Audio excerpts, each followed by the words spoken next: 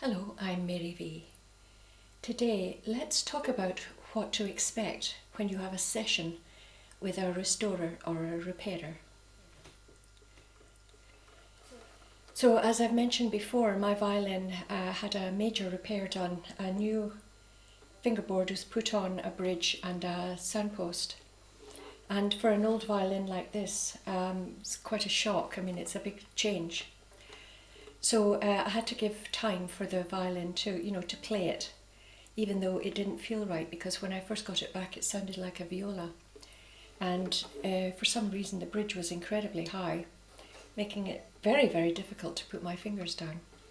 So I knew those things would be corrected, but I didn't quite know what would happen in the next session, because with a big repair, normally what happens is you go back and you give your observations, difficulties and requests to the repairer to make some more adjustments. Because usually the repairer hasn't heard your violin before the repair.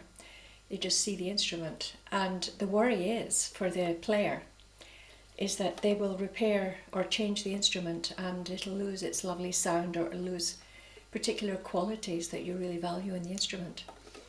So that sort of happened after this repair. It sounded lovely at first, and then it went very, very fuzzy. So anyway, I arranged a session with the repairer, and there was also a member of staff there who could play the violin, who attended the session. And I said things like, what can we do about the fuzziness here? And it's very difficult to put my fourth finger down, and it seems to whistle, there's lots of wolf notes and everything.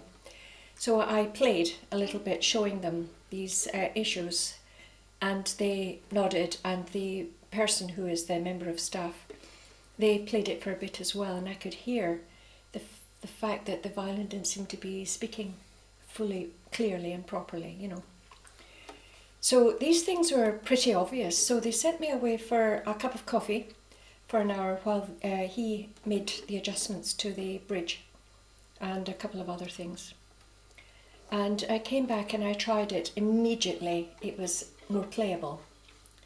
And so we decided to leave it there, because if you do too many things at once, you can't analyse what the issue might be the next time. And I knew there was going to be a next time, because although it was more playable, there were still issues about the sound not being quite as luscious as it used to be.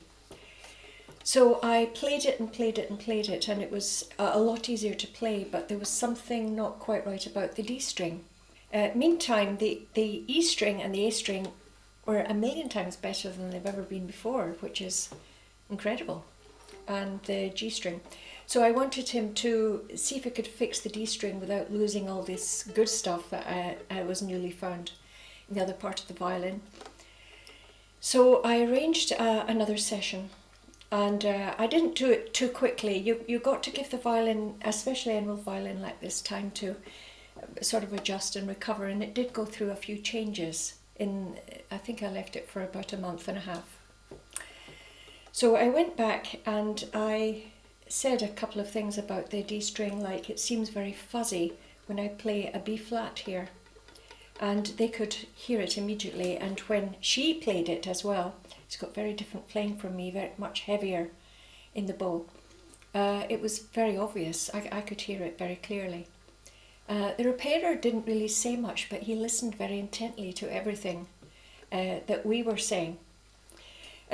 So he made, this is the time when he made a couple of adjustments to the soundposts, and that's what really brought the D string up.